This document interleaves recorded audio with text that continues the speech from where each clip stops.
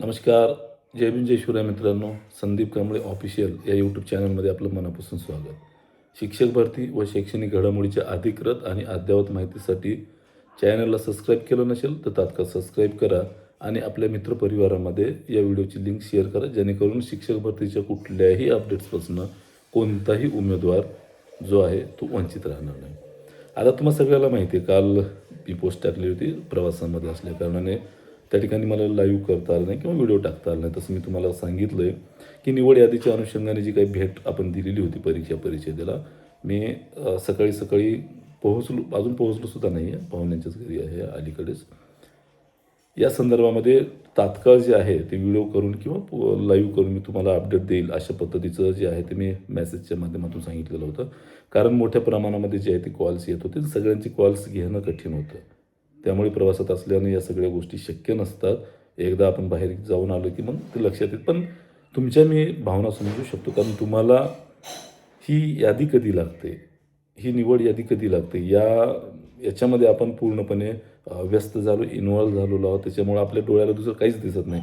फक्त यादी, यादी, यादी याच्या पलीकडे काहीच दिसत नाही. मात्र या सगळ्या गोष्टी अनेकांनी बऱ्याच अफवा म्हणा किंवा अनेकांनी आपापल्या पद्धतीने जे आहे ते पाठपुरावा केला आणि ते नेमकं यादी कधी लागते या संदर्भामध्ये कोणी 20 तारीख म्हणते, कोणी 21 म्हणते, कोणी काउंटडाऊन सुरू करते, कोणी काही बरंच काही आपापल्या पद्धतीनं त्या ठिकाणी सांगण्याचा प्रयत्न केला. जशी त्यांना अपडेट मिळाली तशा पद्धतीनं आणि तुम्हाला अपडेट ठेवण्याचा प्रयत्न केला. पण तुम्ही काही टेक्निकल बाबी जी आहेत ते समजून घेत नाही. आता नेमकं टेक्निकल बाबी काय आहेत? जर तुम्ही गेल्या वर्षी टेट 2चा जर विचार केला, प्राधान्यक्रम लॉक केल्याच्या नंतर मेरिट्स लिस्ट किती दिवसात लागली होती? गेल्या वेळेस साधारणतः 14-15 दिवसामध्ये लागलेली होती. मग आता 16 तारखेपासून किती दिवस झाले? 5 एक दिवसच झालेत ना. आज 22 तारीख असेल तर आज 6वा दिवस आहे. तुम्ही म्हणजे एवढ्या अपेक्षा का लावून बसलात? ठीक आहे, त्यापूर्वीपेक्षा यावेळेस थोडंसं लवकरही लागू शकते, कारण तेव्हा अनलिमिटेड चॉईसेस होते. आता लिमिटेड चॉईसेस आहेत. मात्र विद्यार्थ्यांची संख्या आणि जागेची संख्या मोठ्या प्रमाणामध्ये असल्याकारणाने जवळपास 31,000 जागा, म्हणजे 1,000 ज्या जागा वाढलेल्या आहेत त्या नक्कीच महानगरपालिकेच्या जागा वाढलेल्या आहेत. ज्याला कशा पद्धतीनं आता त्याची आपल्याला प्राधान्यक्रम शो केलेले नाहीत. मात्र होऊ शकते तशा पद्धतीचं फिल्टर जे आहे ते लावून त्याला प्राधान्यक्रम नोंदवतील. पण प्रशासनाने ती जागा वाढल्याच्या बाबतीतली जी काही सूचना देणं अपेक्षित होतं, त्या सूचना केल्या नाहीत. यांनी मोठी चूक केलेली आहे, हे सत्य आहे. जरी जागा वाढली त्याचा स्वीकार करू, पण त्यांनी सूचना दिली नाही. स्वतंत्र प्राधान्यक्रम आपल्याकडनं वाढवून नोंदवून घेण्याच्या संदर्भातल्या त्या सूचना अपेक्षित होत्या, पण त्यांनी तसं केलेलं नाही आहे. काल जेव्हा आपण भेटलो तेव्हा या सगळ्या गोष्टी लक्षात आलेल्या आणि सोबतच ह्याची कोल्हापूरची बघा तुम्ही, सांगलीची बघा, रत्नागिरीची बघा, जसाही बदल केला तात्काळ त्यांनी सूचना दिल्या. पण या वाढलेल्या जागेच्या बाबतीत मात्र सूचना द्याव्याशा वाटल्या नाही आहेत किंवा विसरून राहिले. आम्ही समजून घेऊ, ठीक आहे. त्याला प्रामाणिकपणे आम्ही मोठ्या प्रमाणात जागा वाढल्या तर तेही महानगरपालिकेच्या जागा वाढल्या तर याला आम्ही खूप चांगल्या पद्धतीने त्याचा स्वीकार करतो आणि धन्यवादसुद्धा देतो. तशा पद्धतीने तशी पारदर्शक यादी पण त्या ठिकाणी पब्लिश होईल अशी अपेक्षा करतो. आता काल भेटीचा जो वृत्तांत आहे, मला माहिती आहे तुमच्या मनातले कोणते प्रश्न आहेत. केवळ आणि केवळ निवड यादी कधी लागते हेच सांगा. तुम्हाला फक्त तारीख, म्हणजे तुम्हाला असं एक समीकरण बनलं की मी जातोय, पाठपुरावा करतोय म्हणजे त्याचा निकाल लागतोय. प्रत्येक वेळा असं होत नाही. काही गोष्टीला जे आहे ते त्याला त्याचा वेळ द्यावा लागतो. टेक्निकल ज्या गोष्टी असतात त्याला बराच कालावधी लागतो. ते टेक्निकल बाबी, फॅक्ट जे आहे ते पडताळावे लागतात. जर घाईगडबडीमध्ये आपण मेरिट्स लिस्टची मागणी करतो आणि तात्काळ लावलं पाहिजे असं म्हणत असू तर त्याच्यामुळे मेरिट लिस्टमध्ये जे आहे ते त्रुटी असण्याचे दाट संकेत असू शकतात आणि जे की योग्य नाही आहे आणि ते प्रशासनाला पण ते शक्य होणार नाही आहे किंवा त्याचा जो काही पडसाद उमटणार आहेत नंतर ते म्हणजे म्हणजे कसं आहे, घाईगडबडीची यादी लावली. मला माहीत नाही तुम्ही चेक करता की नाही.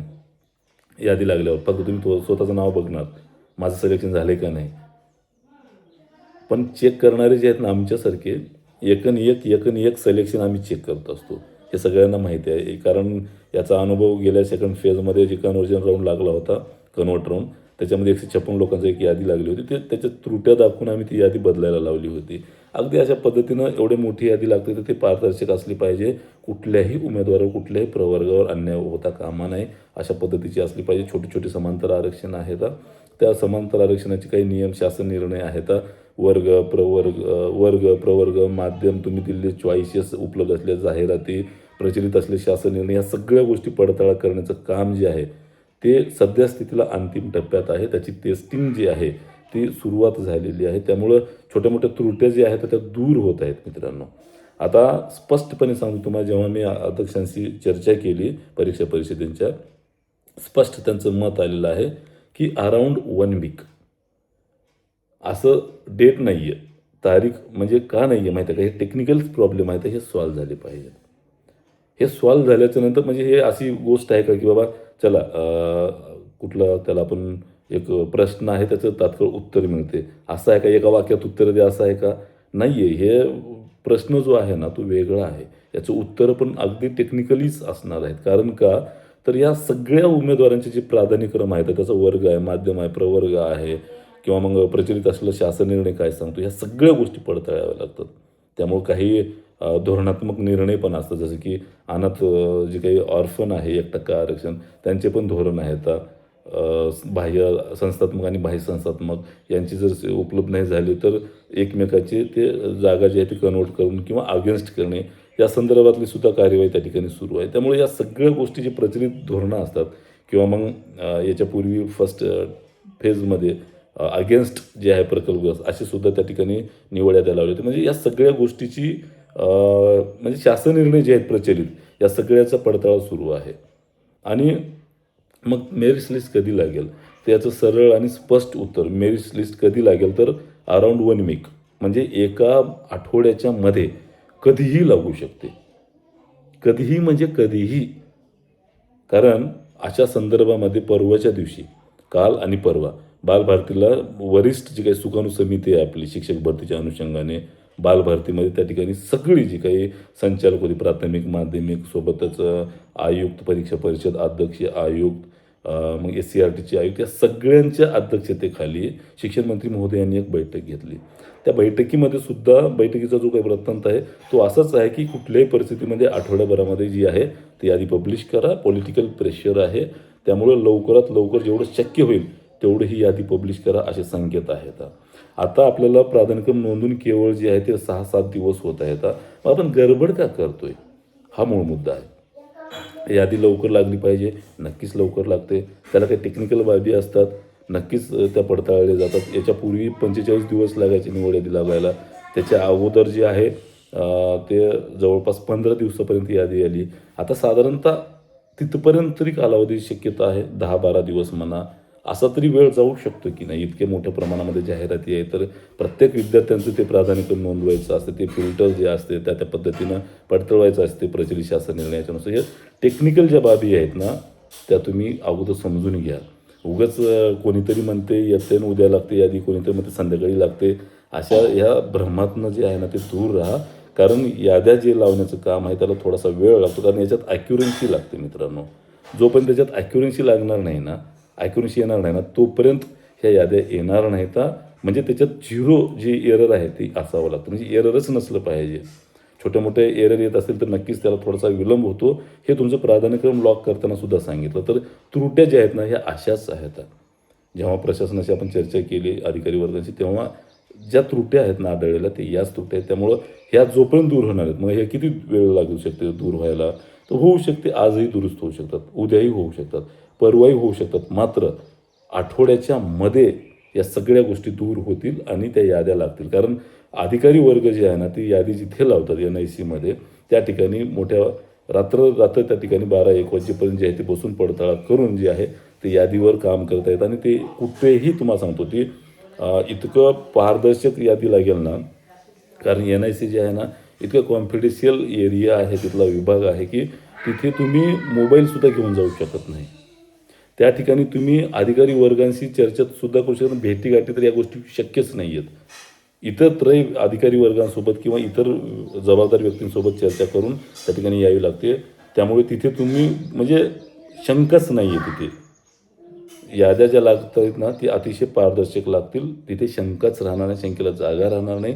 इतकं त्या ठिकाणी प्रत्येक गोष्टीचं जे आहे ते तंतोतंतपणे निर्णयाचं पालन करून जे आहे ते म्हणजे कुठल्याही जे आहे तर त्या त्रुट्या न ठेवता ती यादी त्या ठिकाणी लागेल. आणि तुम्हीही बऱ्याच चर्चा समाज माध्यमामध्ये मी ऐकतोय, म्हणजे बऱ्याच ज्या काही गोष्टी आहेत त्या ते कानावर येतात. तर अशा ज्या भूलथापांना बळी पडणाऱ्या गोष्टी आहेत ना, त्याच्यापासून तुम्ही दूर राहा आणि ही यादी जी आहे ना, ती खूप लवकर म्हणजे आठवड्याच्या मध्ये होऊ शकते.